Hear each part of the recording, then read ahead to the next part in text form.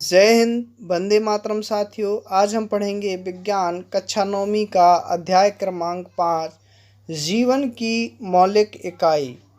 आज हम अंतःप्रदब्बी जाल का यानी ईआर के बारे में जानकारी प्राप्त करेंगे। इसकी संरचना कैसी होती है, इसके कार्य क्या होते हैं और इसकी खोज किसने की, इन सभी बिंदुओं पर विस्तृत चर्चा करेंगे।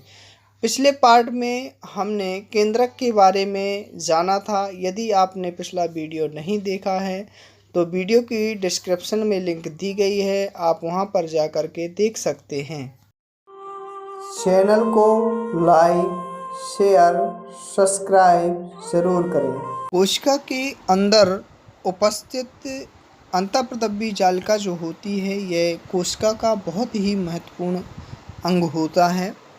अगर इसकी बात करें तो यह दोहरी झिल्ली से घिरी नलिकाओं का एक विस्तृत जाल होता है जो पूरे जीव द्रव्य में फैला होता है। ये केंद्रक कला तथा दूसरी कोशिका कला से संबद्ध होते हैं। जैसे कि आप समझिए कि ये एक प्रकार से सेल है और सेल के अंदर न्यूक्लियस केंद्रक है। तो ये केंद्रक से होकर के कहाँ तक फैली होती है, कोशिका झिल्ली तक फैली हुई होती है। और इस जालिका के कुछ भागों में आप किनारों पर जो देख पा रहे होंगे, डॉटनुमा जो संरचनाएं होती हैं, इनको क्या कहते हैं, राइबोसोम कहते हैं। और इन्हीं की वजह से जालिका के ये भाग खुरदरे नज़र आते हैं। अंतःप्रदब्बी जालिका दो प्रकार की होती है। पहली होती है खुरदरी या रफ एंडोप्लाज्मिक रेटिकुलम, शॉर्ट में से RER कह देते हैं। रफ क्यों होती है? क्योंकि इसमें असंख्य राइबोसोम लगे होते हैं। इस कारण इसे क्या कहते हैं, खुरदरी एंडोप्लाज्मिक रेटिकुलम कहते हैं, RER। दूसरा होता है चिकनी या स्मूथ एंडोप्लाज्मिक रेटिकुलम। ये क्या होती है, ये क्या करती है, लिपिड तथा वसा के अणुओं को बनाने में सहायता करती है। और आप जो रफ एंडोप्लाज्मिक रेटिकुलम देख रहे थे, उसका काम क्या होता है कि एंडोप्लाज्मिक के द्वारा कोशिका के अन्य भागों में क्या करती है, प्रोटीन को भेजती है। देखते हैं कि अंतःप्रदब्बी जालिका यानी ER की खोज किसने की थी।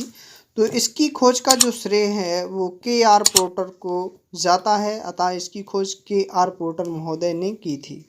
यद्यपि विभिन्न कोशिकाओं में ER विभिन्न रूपों में दिखाई देती है, परंतु सदैव एक जालिका तंत्र का निर्माण करती है।